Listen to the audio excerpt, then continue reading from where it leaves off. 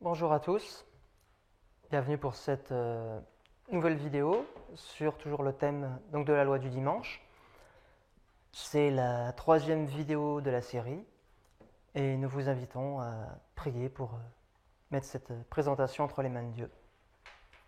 Éternel notre Dieu, merci de nous donner l'occasion de partager autour de ta parole des sujets que tu nous as donnés. Nous voudrions aborder cette question cruciale de la loi du dimanche. C'est le dernier drame, le dernier acte dans le drame, selon Ellen White. Nous voudrions donc être au clair sur ce sujet. Tu connais la controverse sur ce point. Tu sais que même s'il y en a une locale maintenant, c'est un sujet qui a pu être agité depuis peut-être des décennies. Nous voudrions te demander la direction de ton Saint-Esprit pour que tu puisses me conduire, m'aider à aller dans les voies que tu veux, dans la façon de présenter la chose. Puisses-tu aussi nous entourer de tes anges, que l'enregistrement puisse aussi être correct, que tout puisse être au mieux pour communiquer les lumières que tu souhaites à tes enfants et que toute gloire t'en soit rendue. Béni sois-tu, Éternel. Sans Jésus que nous te prions. Amen. Donc dans les dernières présentations, nous avons vu le lien qui existe entre le thème de la loi du dimanche et le message des trois anges, histoire d'avoir un bagage général qui nous permette de mieux comprendre le sujet, car parfois il peut arriver qu'on cherche à déconnecter ou parfois qu'on n'ait pas conscience des connexions qui existent entre ces deux thèmes. Et j'espère que ça vous permettra de mieux aborder les présentations d'aujourd'hui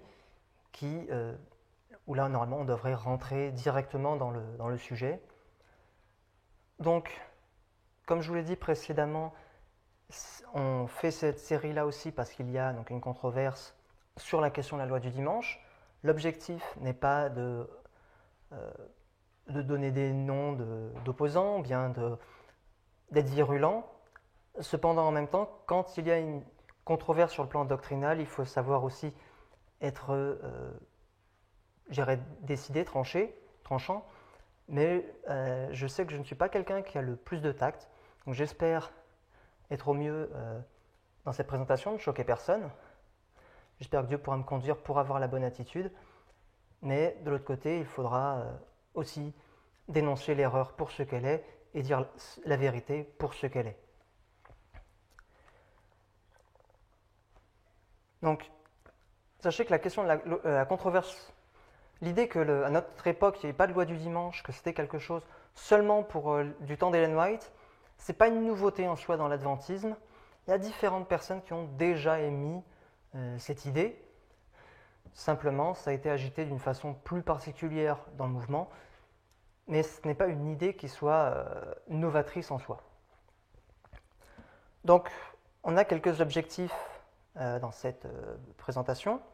Donc, c'est de montrer déjà quelle est la nature de cette controverse, répondre aux arguments.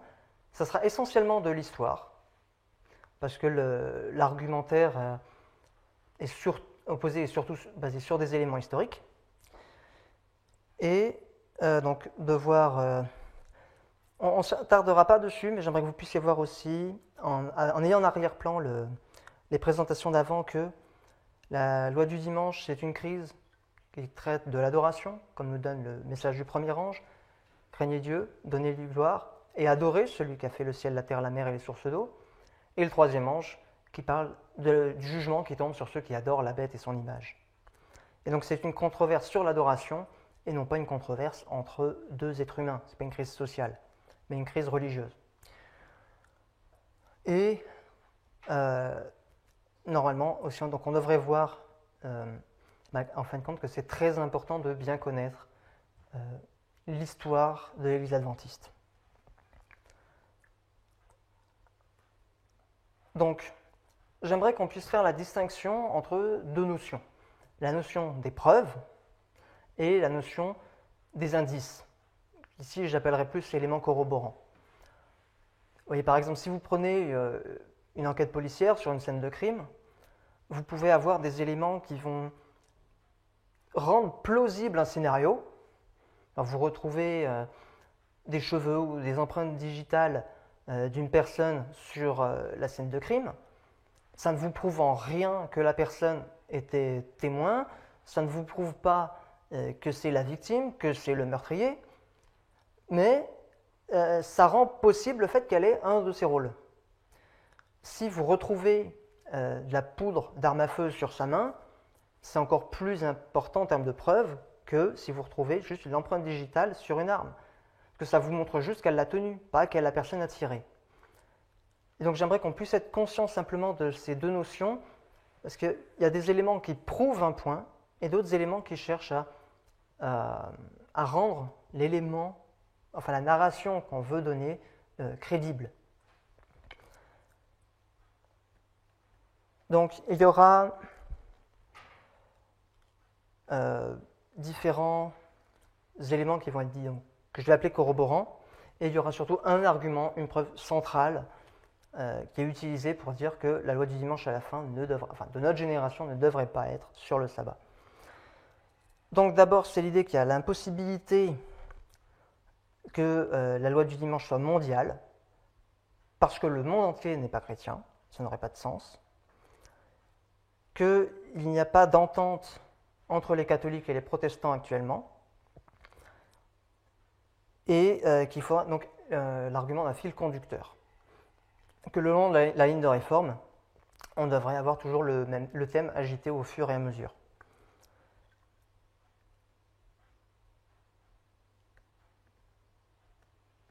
Donc, si on regarde à l'élément, le monde entier n'est pas chrétien. On nous dit, enfin, je vais plus l'entendre directement. Alors, comme je ne veux pas aussi faire ça sur un plan personnel, il n'y aura pas de citation, de référence de vidéo ou autre de personnes qui ont défendu ces thèses-là. C'est peut-être pas la meilleure façon de faire, celle que j'ai choisie. Mais on peut donc entendre des arguments du style. Donc, aujourd'hui, ça n'a pas de sens d'avoir une loi du dimanche en Turquie, en Iran, au Japon, en Chine, en Inde, dans des pays qui ne sont pas chrétiens. Ça n'a pas de sens de les tester sur une controverse chrétienne. Et je ne sais pas si comment vous prenez cet argument. Est-ce qu'il vous paraît, est-ce que ça vous fait dire ah bah oui c'est vrai, ou c'est quoi cet argument qui ne tient pas debout? Simplement, parfois il y a beaucoup de choses qui sont difficiles à croire que Dieu donne, et pourtant elles sont vraies.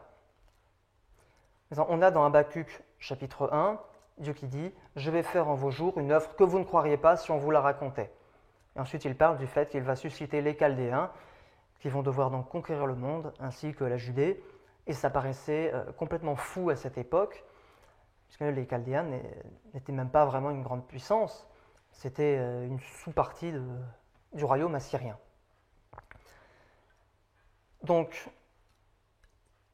dire que quelque chose sera possible parce que c'est sur le plan humain crédible, ce n'est pas toujours le meilleur argument. Mais simplement, j'aimerais qu'on puisse comparer ici quel argument on accepte aujourd'hui en tant qu'adventiste et comment on aurait réagi donc dans le passé. Si on me dit, ou si on vous dit, qu'il ne peut pas y avoir de loi du dimanche en Turquie parce que c'est un pays musulman, aujourd'hui, dans ce cas, je vous pose la question, quelle était la religion majoritaire de ce pays en 1888 ? Donc quand je vais parler de 1888, ça veut dire la période autour. Ça ne veut pas dire l'année en elle-même. Et donc toute cette période où il y a l'agitation des lois du dimanche aux États-Unis, où Ellen White nous dit qu'il doit y avoir une loi du dimanche qui commence aux États-Unis et qui va s'étendre dans le monde, est-ce que la Turquie était chrétienne à l'époque ? Je pense que vous vous en doutez, si vous connaissez l'histoire des malheurs, vous savez, ici, que depuis les années de 1299 et 1449, surtout avec la prise de Constantinople, l'Empire ottoman, basé à Constantinople, n'est pas du tout chrétien. l'Empire byzantin a cessé. Donc, si vous acceptez l'argument au niveau de la Turquie aujourd'hui, si vous trouvez ridicule qu'il y ait une loi du dimanche en Turquie, vous prenez ça comme argument pour dire qu'il ne peut pas y en avoir à notre époque, vous auriez dû trouver cela également ridicule du temps d'Ellen White. Et c'est pareil pour l'Iran, qui correspond à peu près à la Perse. Pour le Japon, c'est pareil, il n'était pas chrétien. La Chine non plus. L'Inde n'était pas non plus un pays chrétien à l'époque. Donc, si l'argument de la non-globalité du christianisme au niveau du monde, c'est un argument qu'on accepte aujourd'hui, alors ça aurait dû être un argument valable quand Ellen White a écrit La tragédie des siècles. Si aujourd'hui on peut dire ce n'est pas possible qu'il y ait de loi du dimanche parce que le monde entier n'est pas chrétien, on doit être capable de dire que si on avait vécu du temps d'Ellen White, si on était un protestant ou un adventiste à son époque, on aurait dû lui dire ton modèle prophétique n'est pas possible, il est ridicule. Et ça sera la même dynamique avec l'argument suivant. La tension entre les catholiques et les protestants. Alors il faut savoir que la controverse est arrivée en 2019 et l'argument a été emmené aussi à l'époque où donc Donald Trump était le président des États-Unis. Donc il y avait quand même certaines tensions entre Washington et le Vatican. Donc l'argument a été donné pour dire qu'on ne peut pas regarder aujourd'hui la situation de la même façon que quand on avait, au temps de la fin, en 1989, l'alliance, la belle entente entre Reagan et Jean-Paul II. Mais regardons sur le plan historique ce que ça donne. Quelques éléments. Au milieu du XIXe siècle, l'immigration catholique a provoqué un pic d'anticatholicisme aux États-Unis. Il y a une peur que le Vatican prenne le contrôle des USA. Et ça, vous pouvez aussi chercher sur Internet, anticatholicisme aux États-Unis, c'est bien documenté, et c'est quelque chose qui date de très longtemps. Cette peur que les catholiques soient des agents du pape pour prendre le contrôle au niveau des USA. En 1951, ce qui est quand même relativement récent, le président Truman a voulu mettre un ambassadeur au Vatican. Les protestants et américains ont tellement été mécontents de cette décision qu'il a dû retirer l'ambassadeur. Il n'a pas pu le laisser en place. Et donc, en fait, l'anticatholicisme va prévaloir aux États-Unis jusqu'à la guerre froide, où d'un seul coup, la peur n'est plus la peur du catholique, mais la peur de l'athée, le communiste. L'ennemi n'est plus Rome, mais la Russie, enfin l'URSS. Donc on soupçonne tout le monde maintenant d'être l'agent ennemi, d'être le communiste. Et donc le premier ambassadeur au Vatican officiel qui pourrait être mis en place, parce qu'avant, il y a des relations diplomatiques entre le Vatican et les États-Unis, mais elles sont non officielles. Ils se débrouillent pour communiquer, mais il ne peut pas y avoir un dialogue aussi ouvert parce qu'il y a une vraie tension entre catholiques et protestants. Et donc le premier ambassadeur est mis en 1984 sous Ronald Reagan. Et on parle aussi, vous avez peut-être entendu parler en 2017 de cette question voulue par le pape de la fin de la réforme, si vous vous souvenez, pour les 500 ans d'anniversaire de quand Luther avait placardé ses 95 thèses sur son église locale. Et donc par exemple, quand le pape était passé, le pape François était allé voir Donald Trump, il lui a laissé, on peut dire une petite pique, c'était un document sur la question de l'écologie que Donald Trump n'apprécie pas particulièrement. On peut dire oui, il peut y avoir des tensions.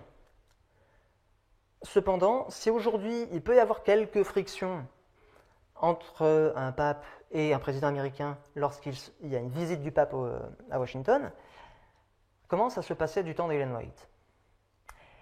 Eh bien, la réponse est simple, c'est ça ne se passait pas. Parce que le premier pape qui a mis les pieds aux États-Unis, c'est Paul VI en 1965. 50 ans après la mort d'Ellen White. Donc si aujourd'hui, on veut dire que les tensions qui existent entre protestants et catholiques sont un argument valable pour dire qu'il n'y aura pas le doigt du dimanche, qu'ils n'arrivent pas à se coaliser, eh bien, qu'aurait-on dû dire du temps d'Ellen White? Son scénario de la tragédie des siècles aurait été encore moins crédible.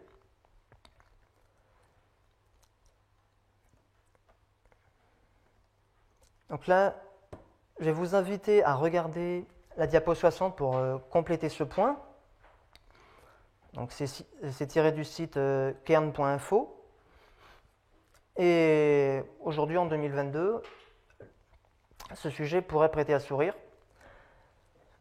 Parce qu'on voit un petit peu le problème en France. Diapo 60. Cette rivalité exacerbée pour les âmes s'exerçait dans un contexte de forte immigration catholique, notamment irlandaise et allemande, qui alimentait la crainte d'une sorte de grand remplacement des protestants par des catholiques soupçonnés de vouloir livrer les rênes du pouvoir à l'évêque de Rome, figure diabolique de l'absolutisme étranger. Les peurs suscitées par la pression migratoire et les fantasmes qui y furent associés alimentèrent à la fois une littérature hostile au catholicisme et des tensions sociales qui pouvaient aller jusqu'aux émeutes. Ainsi, le couvent des Ursulines de Boston fut incendié en 1834 et des affrontements firent plusieurs morts à Philadelphie en 1844. Donc ça c'est un extrait tiré donc, du site kern.info. Et vous pouvez lire la page en entier si vous voulez plus d'informations sur le sujet ou aller sur votre moteur de recherche et chercher sur l'anticatholicisme aux États-Unis. Il y a pas mal de documentation. Mais juste aujourd'hui, les tensions ne sont pas aussi fortes. Donc, si on accepte vraiment cet argument des tensions entre protestants et catholiques pour dire qu'il n'y aura pas de loi du dimanche, qu'aurait-on dit du temps d'Ellen White? Et sachant que la non-unité était déjà utilisée comme argument du temps d'Ellen White, et là c'était même entre protestants eux-mêmes, parce que les protestants n'étaient pas unis entre eux. Là c'est même pas il y a des tensions entre catholiques et protestants, c'est juste entre les protestants ils ne sont pas d'accord. Regardons la diapo 61, tirée de La tragédie des siècles, page 481, paragraphe 2. La grande diversité de croyances parmi les protestants est parfois avancée comme une preuve décisive que jamais rien ne sera tenté en vue de les amener toutes à l'unité de la foi. Mais, depuis quelques années, il existe dans les églises protestantes un courant de plus en plus puissant en faveur d'une fédération basée sur certains articles de foi pour assurer cette union. On évite de discuter les sujets sur lesquels tous ne sont pas d'accord, quelle que soit l'importance que la parole de Dieu y attache. Et on peut enchaîner avec la diapo 62. Les défenseurs de Rome prétendent que leur Église a été calomniée et le monde protestant est enclin à les croire. Plusieurs déclarent qu'il est injuste de tenir l'Église d'aujourd'hui responsable des abominations et des absurdités qui ont souillé son règne pendant les siècles d'ignorance et de ténèbres. Pardon, pas de S. Ils attribuent sa cruauté à la barbarie des temps et affirment que sous l'influence de la civilisation moderne, elle a changé de sentiment.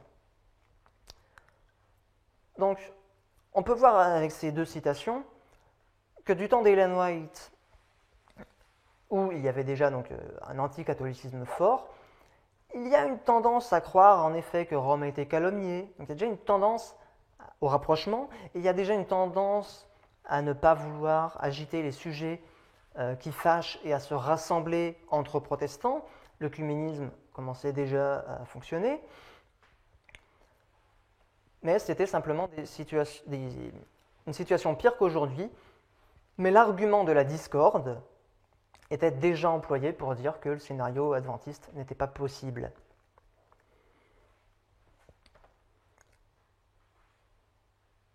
Donc déjà, on voit ici que sur ces deux éléments, si aujourd'hui on se moque de la crédibilité d'une prédiction de loi du dimanche sur ces deux arguments, à savoir qu'il n'y a pas d'unité entre catholiques et protestants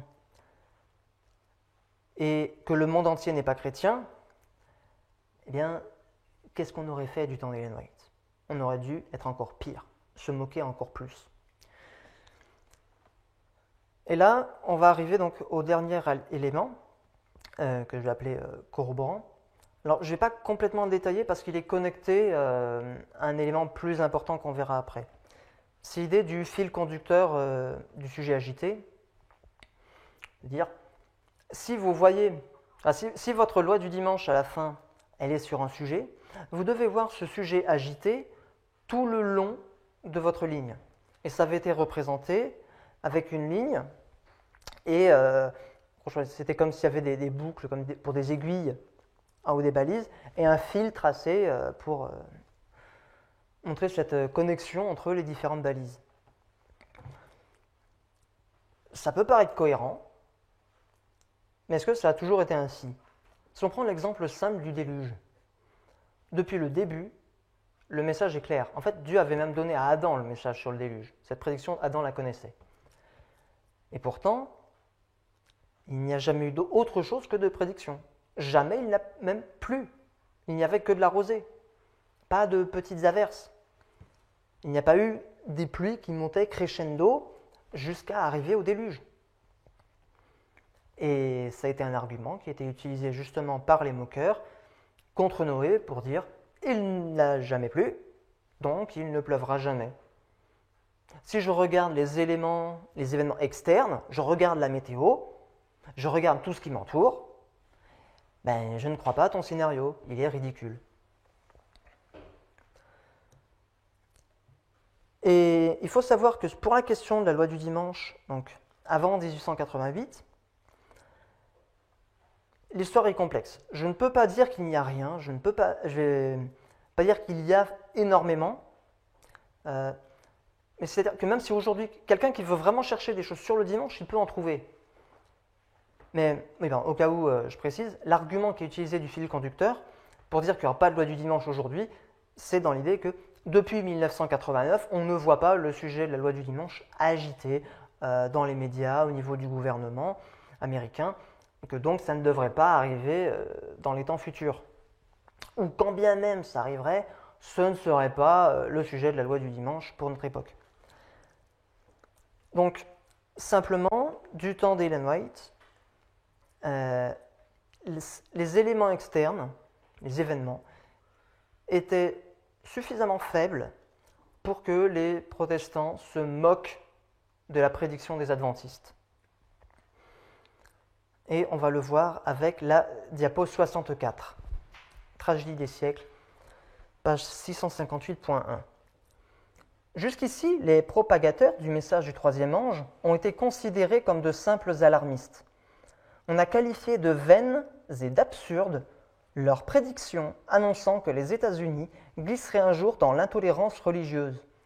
L'État et l'Église unissant leurs efforts pour persécuter les observateurs des commandements de Dieu. On a hautement affirmé que jamais ce pays ne renierait son passé et qu'il restera toujours le champion de la liberté religieuse. Mais au moment où l'obligation d'observer le dimanche sera sérieusement agitée, lorsqu'on verra s'approcher l'événement déclaré chimérique, le message du troisième ange provoquera un effet qu'il n'aurait pas pu produire auparavant. Donc on peut voir que déjà à son époque, si on regardait les journaux, on avait suffisamment pour trouver la prédiction d'une loi du dimanche oppressive, ridicule. Et je précise oppressive parce qu'en fait, le sujet du dimanche était quand même agité depuis un moment, mais ce n'était pas suffisant pour que les gens considèrent la prédiction des adventistes comme crédible. Pourquoi je dis l'histoire, en fait, c'est complexe. C'est jamais hyper simple, c'est jamais hyper carré. Donc, il faut parfois on simplifie, et parfois en simplifiant on trompe. C'est pas mon objectif. Donc, mais là, mon point n'est pas de faire sur les éléments externes. Il est vrai que la question, en effet, au début de l'adventisme, qui a agité les États-Unis, en effet, c'était la question de l'esclavage. On en parlera plus tard de ce sujet-là. Mais dire qu'il n'y avait rien sur le sabbat, ce n'est pas vrai non plus. Mais de l'autre côté, juste pour ceux qui ont vécu cette expérience de eux-mêmes, ils ont trouvé que c'était suffisant pour se moquer de la prédiction des adventistes qui prêchaient le message du troisième ange. Donc si on tire un bilan sur ces trois éléments, on peut voir que si on les accepte, on aurait dû aussi Enfin, si on avait vécu du temps d'Ellen White, on aurait dû les trouver crédibles à son époque et davantage. Et que donc ces arguments ne peuvent pas marcher pour un adventiste. Un athée qui ne croit pas que ce qu'annonce Dieu est vrai, il peut trouver ces arguments pertinents. Mais comment un adventiste du 7e jour, comment quelqu'un dans le mouvement peut trouver un tel argument valable? Après, c'est vrai qu'il y a beaucoup de choses qui ont pu changer. Si on pense à la crédibilité d'imposer une loi du dimanche mondial, on pourrait dire avant c'était très compliqué pour les États-Unis. Ils n'étaient pas la première puissance mondiale. Les très grandes puissances, c'était quoi? C'est essentiellement, on avait les 4 empires coloniaux, c'est-à-dire le Portugal, l'Espagne, la France et l'Angleterre. On avait des grosses puissances de type plus empire mais local, comme la Russie ou l'Empire ottoman. Mais les États-Unis, c'était une puissance émergente. Elle ne pesait pas autant qu'aujourd'hui sur la scène internationale. Donc ça aurait été très difficile pour elle d'imposer quoi que ce soit aux grandes puissances européennes. Par contre, pour les puissances européennes catholiques, ça aurait été plus facile d'imposer une loi du dimanche dans leurs empires coloniaux. Donc c'est encore un élément qui pourrait rajouter à la complexité si on veut s'intéresser à l'histoire.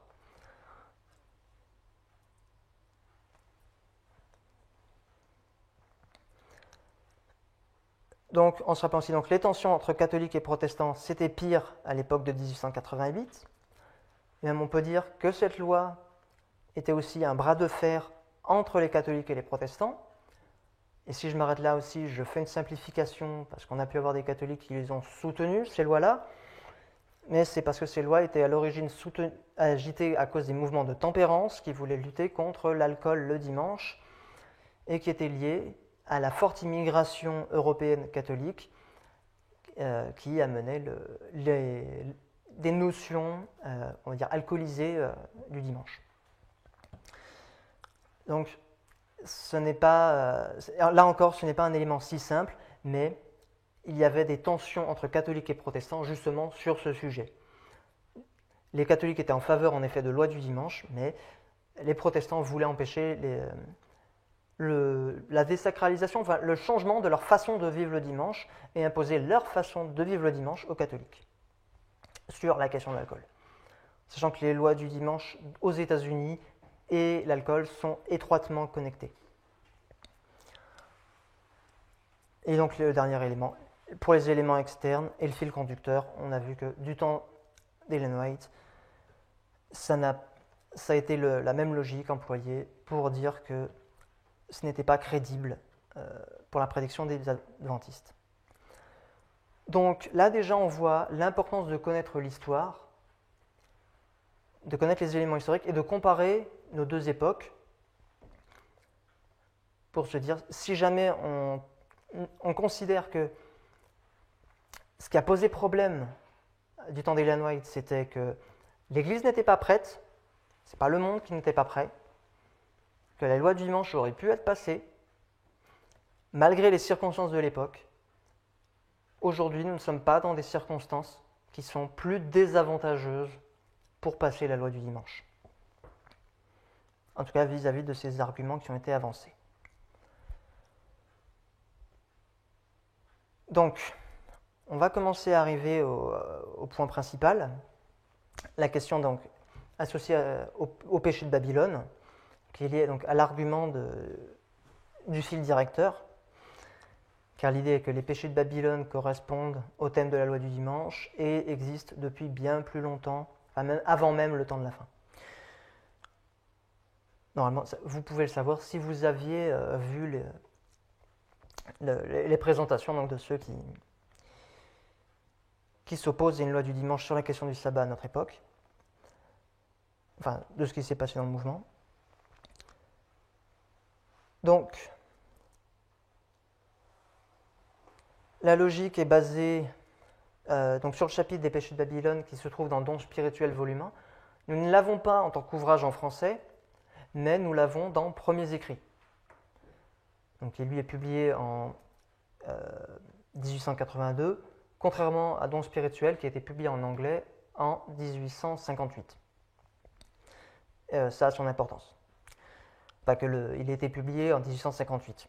Mais sachez que nous l'avons en français, c'est la dernière partie, je crois, ou du moins dans la deuxième moitié de l'ouvrage Premiers écrits.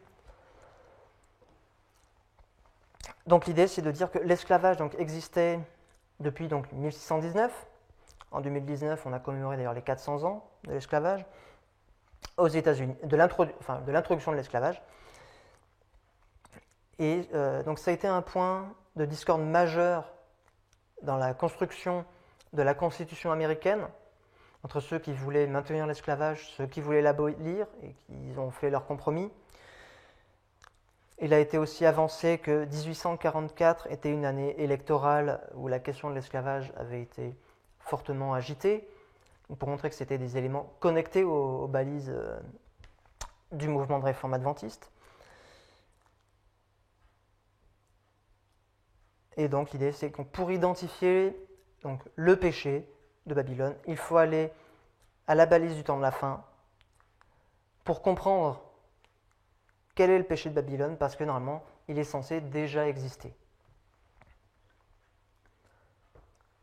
Donc la logique qui a été utilisée pour avancer l'idée qu'il y a une nouvelle loi du dimanche, c'est de séparer, en fin de compte, l'histoire adventiste en deux dispensations, en deux temps. Ça a été amené en comparant donc deux sommaires, les sommaires de dons spirituels et de la tragédie des siècles. Ça permet de faire un résumé plutôt que de lire à chaque fois, bien sûr, tout le livre, enfin, les livres. Donc, dans Dons spirituels, volume 1, Ellen White n'évoque jamais la loi du dimanche de façon directe, et elle a un chapitre sur les péchés de Babylone, où il y en a plusieurs, mais il y en a un qui est prépondérant aux autres. Je crois il y a 6 paragraphes, il y en a 3 sur celui-ci, qui est l'esclavage. Et donc, la question qui a été emmenée, c'est où se trouve son équivalent dans la tragédie des siècles. Donc, il n'y a pas un chapitre à proprement parler qui y corresponde, mais dans la tragédie des siècles, l'équivalent en termes de concept, c'est la loi du dimanche. Il n'y a pas un chapitre appelé la loi du dimanche. On a plusieurs chapitres qui couvrent cette période de temps. Donc il y a deux balises majeures, la loi du dimanche de 1888 et donc celle qui est amenée comme étant la première loi du dimanche, où la loi du dimanche est utilisée comme un symbole, une sorte de nom de code.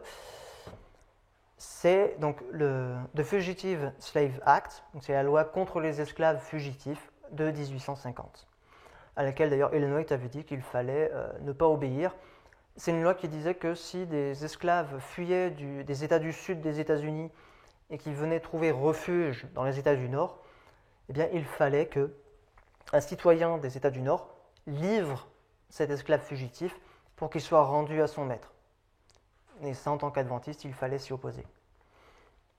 Il fallait désobéir à cette loi.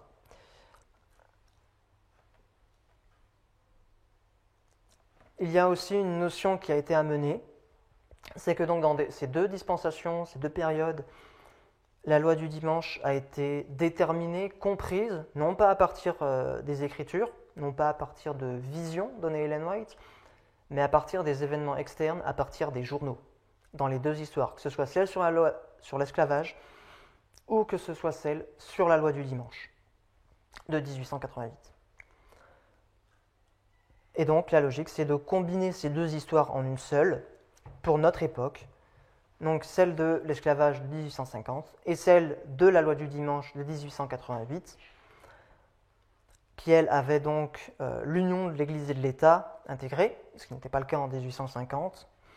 Et donc on additionne ces deux thèmes, l'oppression raciale, qui est l'égalité noir et blanc, à l'union de l'Église et de l'État, pour arriver à une version moderne de loi du dimanche qui doit combiner l'Église et l'État et s'opposer d'une façon ou d'une autre à une notion d'égalité, sans que ça ait été annoncé qu'est-ce que ce serait. Il y avait trois thèmes qui ont été avancés, la question donc, du racisme, du sexisme et de l'homophobie, mais sans rentrer dans des détails. Donc, je vais vous montrer ça au tableau pour que vous puissiez peut-être le voir un peu mieux. En attendant que je commence, vous pouvez regarder ça, c'est la diapo 68. C'est l'idée donc de comparer ces deux dispensations, ces deux époques.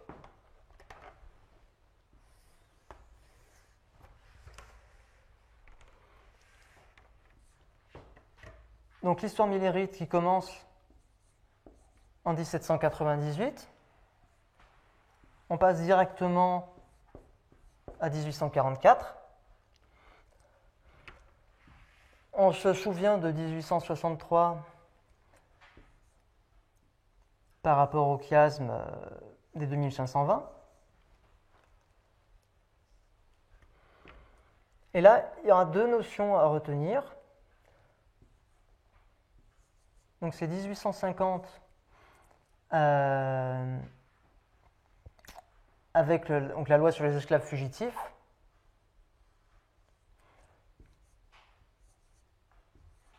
Et 1861. Donc, l'idée, c'est de dire que ça, c'est ce qui correspondrait donc à la loi du dimanche. Je mets entre guillemets parce que ça ne serait pas littéral. Ça correspondrait à la fin du temps de grâce, que je vais appeler FTP pour fin du temps probatoire, qui correspond mieux à la traduction anglaise. Et là, donc, qui correspondrait au second avènement.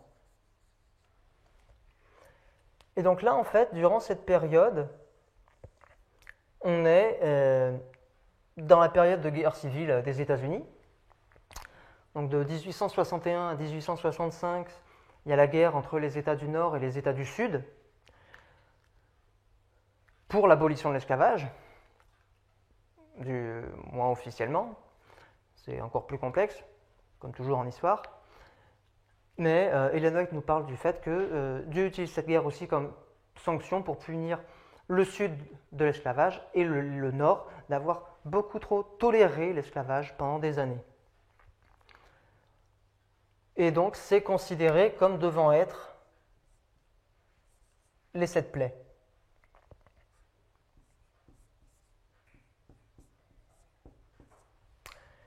Et donc c'est mis en parallèle avec une autre ligne, si encore on peut appeler ça une ligne.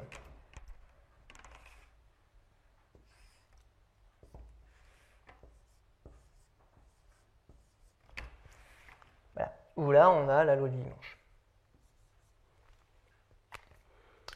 Donc pour dire qu'il y a deux dispensations différentes, que d'abord, quand Jésus devait revenir tôt, la question de la loi du dimanche aurait dû être sur l'esclavage, qu'après, il y a eu un retard. La question de l'esclavage a été mise de côté puisqu'il y a eu l'abolition. Et qu'ensuite, quand on arrive dans les années 1880, Ellen White va parler des éléments actuellement en cours. Elle va en parler, hein. Simplement, c'est qu'elle parlait des événements qui seraient en cours longtemps avant qu'ils arrivent. Mais il a été donc amené l'idée, donc il parlait des événements en cours et que donc à partir des événements externes, ils ont déduit le modèle de la loi du dimanche de 1888. Alors c'est vrai qu'une fois j'ai vu une qui a été tracée aussi, qui arrivait à 1798, mais sans être plus complète que ça. Donc si on est sur la diapo 68, on peut voir proprement ce qui a été fait là. Donc il y a une dispensation avec le thème de l'esclavage, une autre sur le sabbat. La dernière, notre génération, qui commence en 1989 sur le thème de l'égalité. La première dispensation serait basée sur les dons spirituels, volume 1, sur le chapitre Les péchés de Babylone. La deuxième, c'est la tragédie des siècles, comme référence. Sur la dernière, bon, évidemment, il n'y a pas d'ouvrage de l'esprit de prophétie dessus.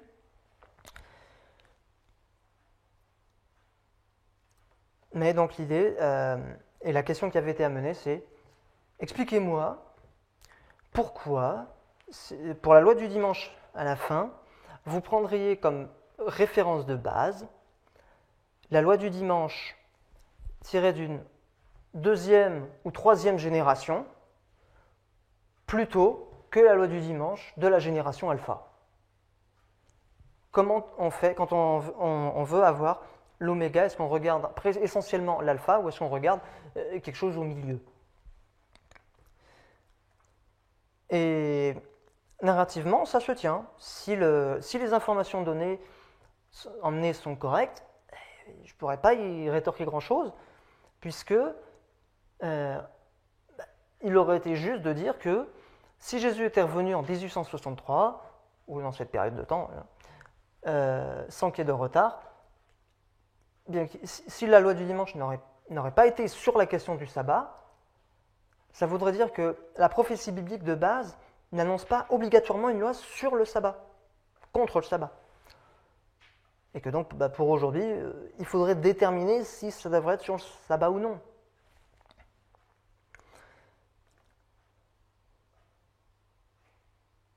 Cependant, est-ce que cette histoire est vraie? Est-ce que c'est correct de prendre ces deux ouvrages, donc Don spirituel volume 1 et Tragédie des siècles, pour dire qu'il y avait un modèle où c'était un combat social, ensuite c'est un combat religieux, et pour dire voilà, à la fin, on aura donc encore un combat politique ou social, en fonction du terme que vous préférerez.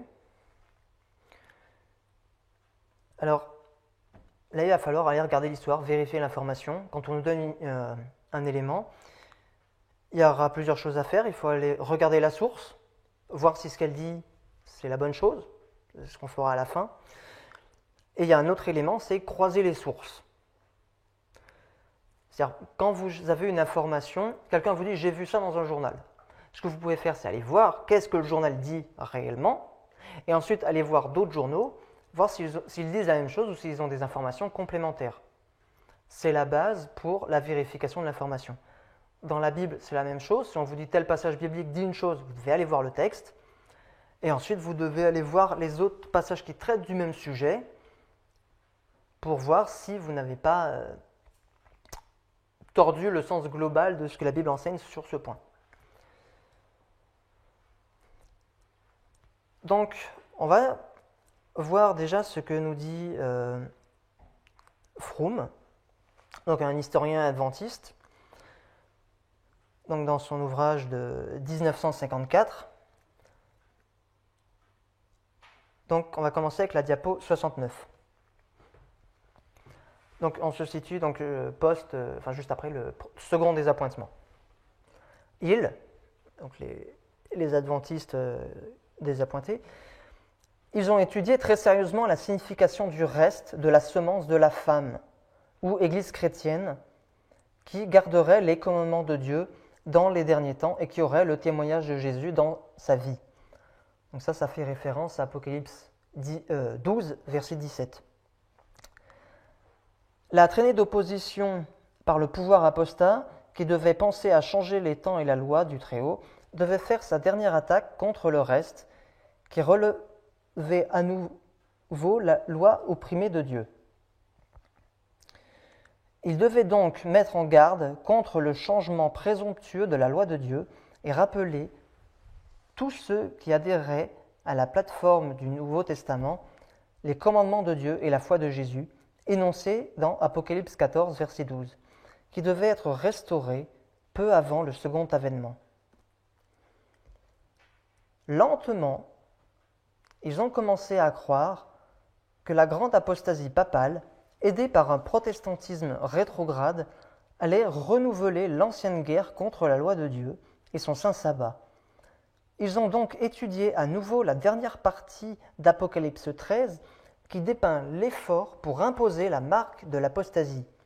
Ainsi, Joseph Bates, qui en 1849 écrivit sa brochure A Seal of the Living God, c'est-à-dire un sceau du Dieu vivant, parlant de l'application de la marque, a déclaré « Ce dernier texte est encore dans le futur, et ici, et a une incidence directe sur le message même du scellement.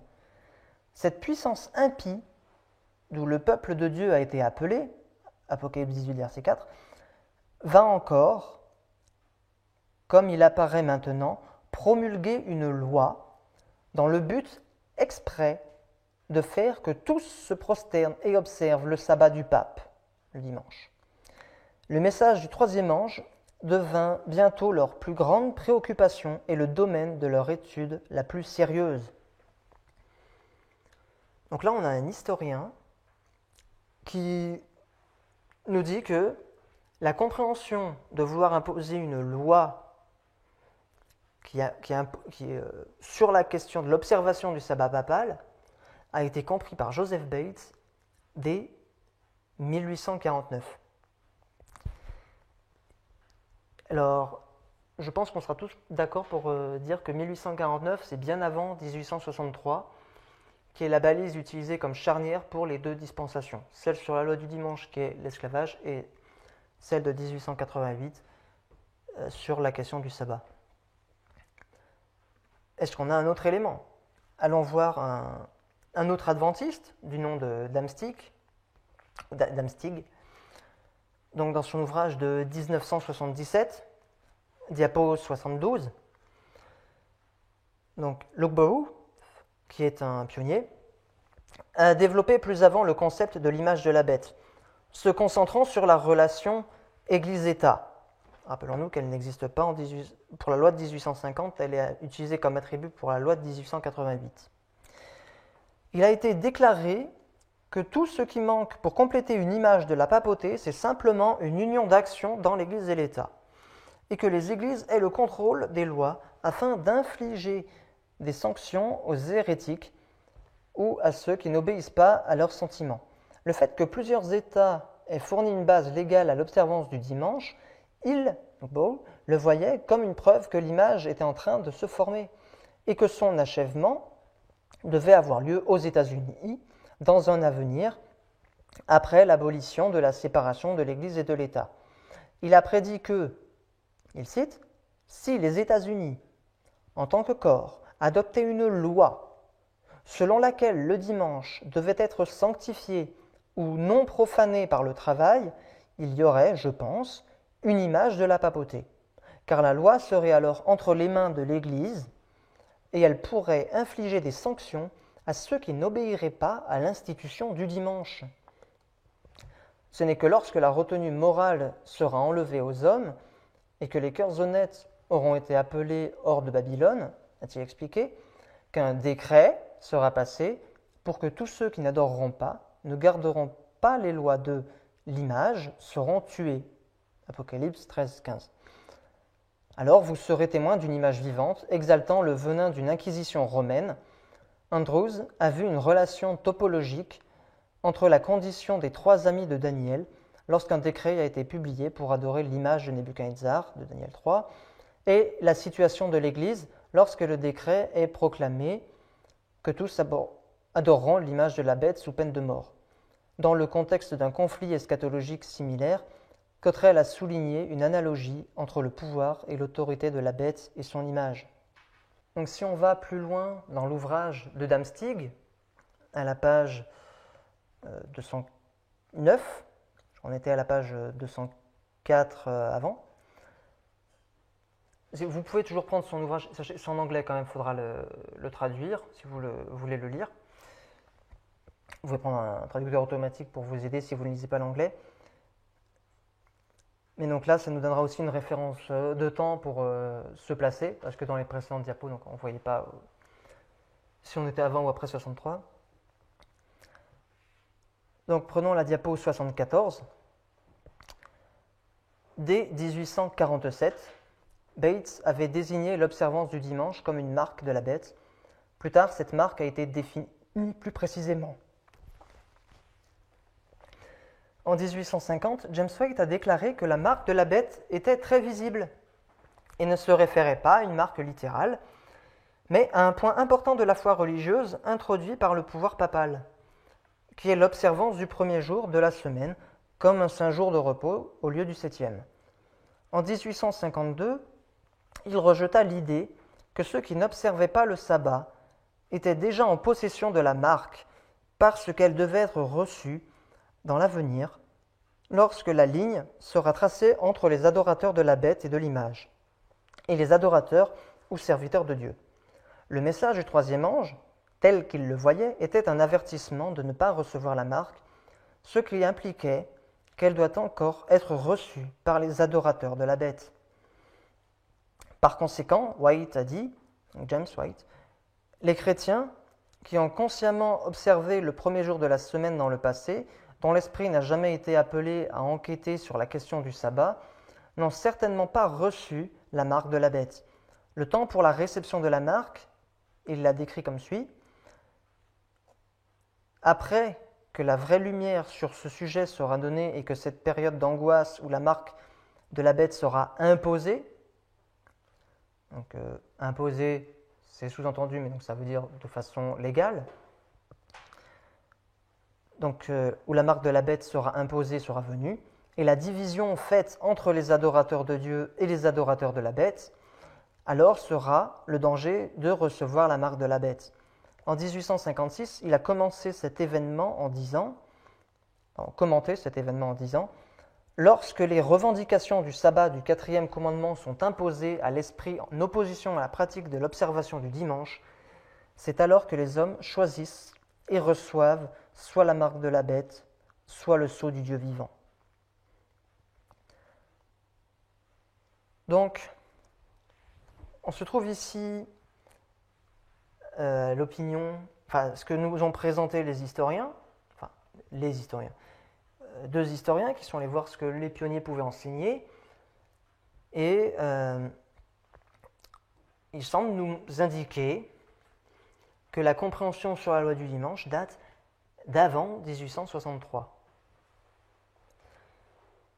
Il serait bon d'investiguer davantage sur ce point, de chercher ce qu'Ellen White disait, ce que les pionniers disaient sur ce sujet, car si c'est vrai, s'il est vrai que la loi du dimanche a été comprise dès 1847, si je me souviens bien, comme disait Froome au sujet de... 1849, quand Joseph Bates publiait sa brochure A Seal of the Living God. Donc s'il est vrai qu'ici, la compréhension des pionniers sur la loi du dimanche n'était pas du tout celle sur l'esclavage, mais était de même nature que celle de 1888, ça remettrait en cause complètement la logique. On ne pourrait plus faire du ligne sur ligne en disant on a deux modèles, mais on aurait une seule histoire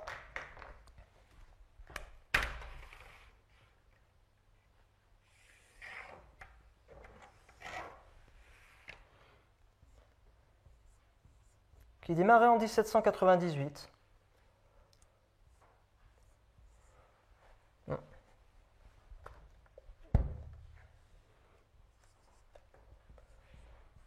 On a le troisième ange qui arrive en 1844.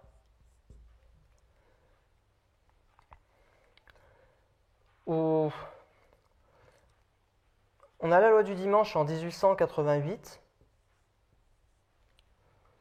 Et dans ces années, avant 88, elle disait que si, après 1844, il ne s'était pas battu sur la question du sabbat, Jésus aurait pu revenir beaucoup plus rapidement. Donc, on utilise la balise de 1863 comme référence, Ici, je la prendrai comme elle est utilisée en guise de symbole pour marquer les deux parties. Mais, bon, je ne vais pas dire que c'est forcément correct sur le plan technique.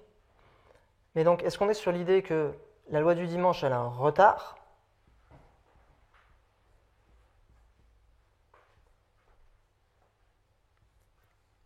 Ou est-ce qu'on est sur une idée de modèle 1, on va dire, pour la génération alpha, et un deuxième modèle et qu'il faut additionner? Ou est-ce qu'on est, en fin de compte, sur un unique modèle qui tarde? Est-ce que ça changera totalement le résultat qu'on a pour la loi du dimanche de la dernière génération? Et il nous faut pouvoir trancher sur cette question. Donc je vous invite à le faire dans la présentation suivante. On va faire une coupure ici, et ensuite on va voir ce que Ellen White et les pionniers nous disaient sur cette question. Prions pour terminer cette présentation.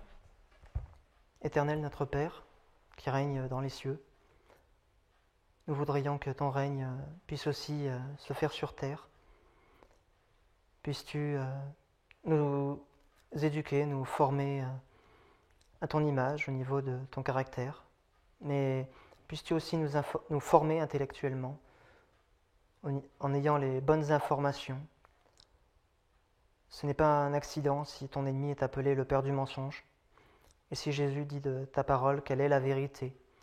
C'est qu'il y a un conflit entre la vérité et l'erreur, et nous voudrions te supplier, te quémander, te demander vraiment de nous accorder la connaissance de la vérité, non seulement de la vérité pour le futur, mais également la vérité du passé. Tu nous dis que ton peuple meurt faute de connaissance parce qu'il a refusé la connaissance. Puisses-tu nous accorder l'humilité et l'honnêteté intellectuelle pour accepter cette connaissance, la connaître, et en tirer aussi les conséquences. Que tu puisses nous accorder cette grâce à nous qui sommes ici. Et je te demande aussi cela pour tous ceux qui regarderont cette vidéo, pour qu'ils puissent